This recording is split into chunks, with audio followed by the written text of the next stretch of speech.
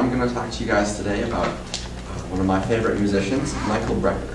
Michael Brecker is a saxophone player, and he died in 2007 of a rare form of cancer, which is very tragic.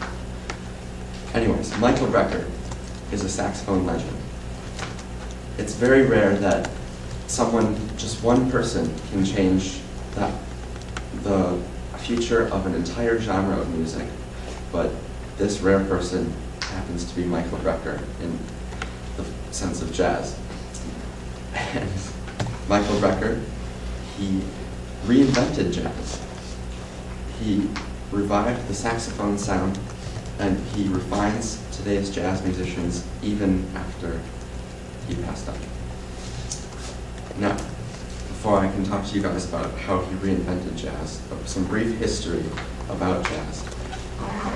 The last time that any new forms of jazz were made is in the 50s. There was the bebop movement with Charlie Parker and Sonny Rollins, and that was the last evolution before Michael Brecker, and that wasn't a very popular evolution unless you truly like serious jazz, and it's very complex and it's hard to listen to even for me.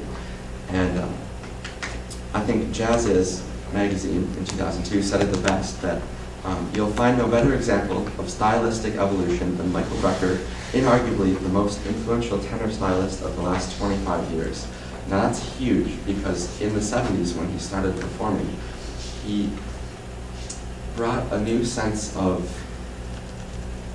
pop to the saxophone. He made it popular.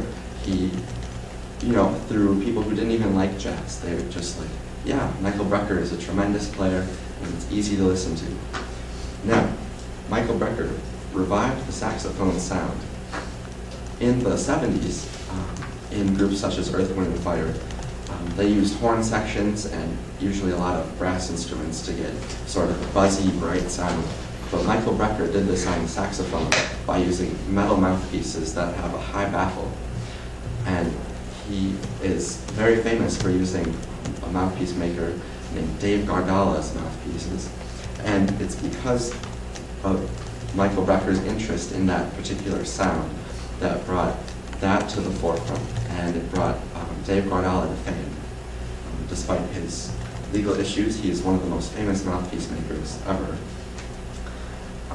And that was from Jazz Is 2002 as well. They said that Michael Brecker brought Dave Gardala's mouthpieces to fame. And Michael Brecker refines today's jazz musicians even through his death. With his use of overtones and pentatonic scales are just, they're easy to grasp for people to play.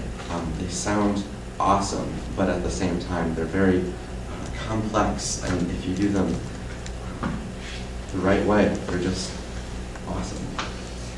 Steve Goodson, another saxophone player from New Orleans, said in an online article that anyone teaching improv today has their students try to mimic Brecker and do transcriptions assignments of his solos. And he is, anyone who's actually teaching saxophone today will have their students listen to Michael Brecker's music, because it's so influential and it really describes modern saxophone playing the way that it has been and that it is today, even incorporating all that old style jazz and bebop. So yes, Michael Brecker is a saxophone legend. He was and is still.